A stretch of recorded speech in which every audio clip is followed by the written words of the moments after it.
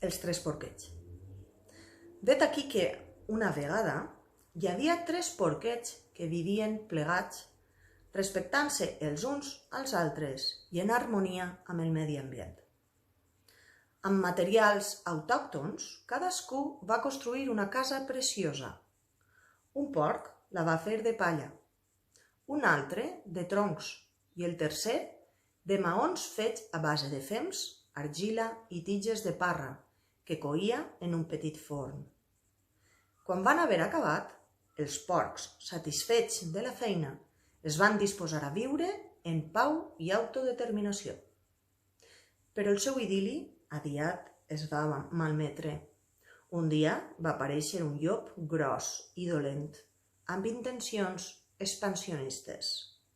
Quan va veure els porcs, li va venir molta gana, tant en el sentit físic com en l'ideològic. Quan els porcs van veure el llop, es van ficar corrents dins de la casa de palla.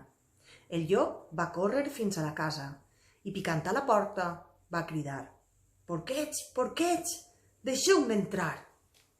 Des de dins, els porcs van contestar: «Les teves tàctiques bèl·liques no ens fan por. Som porcs que defensem la nostra terra i la nostra cultura». Però el llop no estava disposat a renunciar al que li semblava la seva missió evident.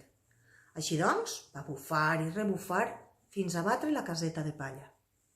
Els porcs, esporuguits, van córrer cap a la casa de troncs, amb el llop perseguint-los de prop, mentre altres llops compraven el solar on hi havia hagut la casa de palla i hi muntaven una plantació bananera.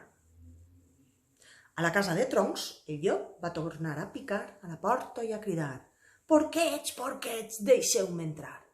Els porquets van contestar: «Ves-te'n a la merda, imperialista, opressor i carnívor!» Quan va sentir això, el llop es va gratar el sotabarba condescendentment i va dir-se: «Són tan criatures, em sap greu que hagin de marxar, però no es pot aturar el progrés». Així doncs, va bufar i rebufar fins a batre la caseta de troncs. Els porcs van córrer cap a la casa de maons, amb el llop perseguint-los mentre uns altres llops, on hi havia hagut la caseta de troncs, i edificaven un bloc de xalets adossats en règim de multipropietat per a llops de vacances. Cada xalet era una reproducció en fibra de vidre de la caseta de troncs, i hi havia botigues d'autèntica artesania local, un centre de submarinisme i espectacles amb dofins. A la caseta de maons, el llop va tornar a picar a la porta i a cridar: «Porquets, porquets, deixeu-me entrar!» Aquesta vegada, com a resposta, els porcs van cantar cançons de solidaritat i van enviar cartes de protesta a les Nacions Unides i a diverses ONGs. A hores d'ara, el llop estava indignat davant la repetida negativa porcina a veure la situació des del punt de vista carnívor. Va bufar i rebufar un cop i un altre fins que es va dur les mans al pit i va caure rodó, mort d'un atac de cor fulminant provocat per una alimentació amb excés de greixos. Els tres porcs van celebrar la victòria de la justícia i van improvisar una petita dansa al voltant del cadàver del llop.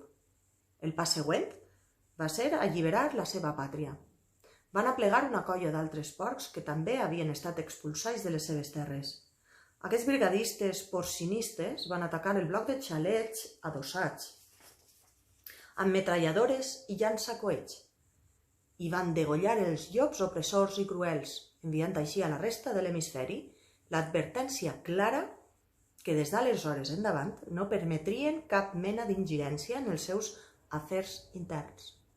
Llavors, els porcs van instaurar una democràcia socialista modèlica amb ensenyament gratuït, assistència mèdica per a tothom i tothom i promoció d'habitatges per a totes les butxaques. Nota: el llop d'aquest conte és un ens metafòric. En el procés d'escriptura no s'ha maltractat cap llop real i s'han respectat escrupolosament tots els drets dels animals.